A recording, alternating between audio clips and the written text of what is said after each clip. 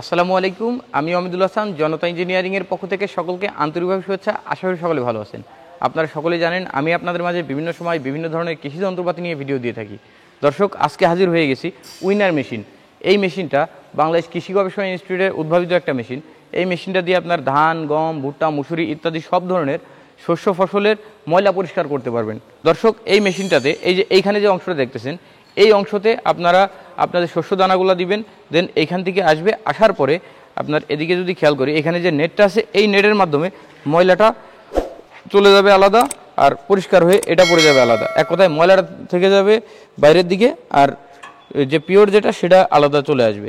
দর্শক, এই যে এখানে যে অপশন দেখতেছেন, এখান থেকে আপনার বেরিয়ে যাবে সলিডটা, ওই সাইড দিয়ে আরেকটা অপশন। এইভাবে কিন্তু এটা কমপ্লিটলি কাজ করে। যে আপনারা দেখতেছেন এইখান থেকে কিন্তু একটা বড় একটা ফ্যান দেওয়া আছে, এই ফ্যান দিয়েই কিন্তু আপনার বাতাসটা দেয়। এই বাতাসের কারণেই কিন্তু ময়লাটা ক্লিয়ার হয়। আপনারা চাইলে এই যে ফ্যানটার সাইড কম বেশি করতে পারবেন। এই যে এখানে সেটার অপশন আছে, এখানে একটা নাট লাগানো হবে, নাট লাগাইলে এটা কাজ করবে। আরও যদি আমরা এদিকে আসি, এখানে আপনারা দেখতেছেন 1 হর্সের একটা মোটর লাগানো আছে, যেটা আপনাদের বাসাবাড়ির বিদ্যুতেই কিন্তু চলবে। এটার জন্য আলাদাভাবে কোনো আপনার বিদ্যুতের কোনো প্রয়োজন হবে না, আপনার বাসাবাড়ির বিদ্যুতে চলবে। আর এখানে একটা কভার লাগানো হবে, যখন আমরা ডেলিভারি দিয়ে দেবো কভারটা লাগাই দিব। আর এইখান থেকে আরেকটা অংশ বের হয়ে যাবে, মানে এক কথায় ক্লিয়ারটা ফুল একদিক দিয়ে বেরোবে, হালকা ময়লা থাকলে আরেক দিক দিয়ে বের হয়ে যাবে। চলুন এবার আমি আপনাদের কিছু ভুট্টা এটার সাথে ক্লিয়ার করে দেখানোর চেষ্টা করি। দর্শক, সকলে ভিডিও শেষ পর্যন্ত দেখবেন। যারা আমাদের চ্যানেলটি এখনও সাবস্ক্রাইব করেন নাই, অবশ্যই আমাদের চ্যানেলটি সাবস্ক্রাইব করে পাশে থাকা বেল আইকনটি বাজিয়ে দিবেন। সকলে ভালো থাকবেন। আসসালামু আলাইকুম।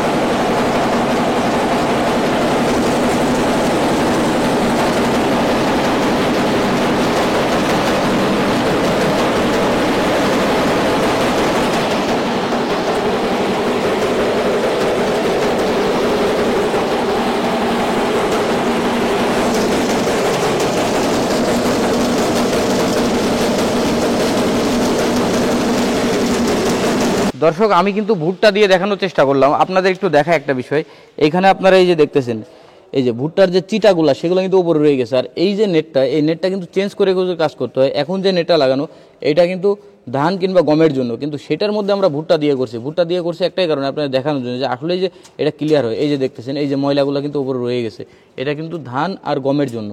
তো আমরা যখনই ভুট্টা করতে যাবো না তখন কিন্তু এর থেকে বড় ছিদ্র নেট লাগাইতে হবে। কিন্তু তবুও এখন যেহেতু আমাদের হাতে ভুট্টাই ছিল, তাই ভুট্টা দিয়ে আপনাদের করে দেখানোর চেষ্টা করছি।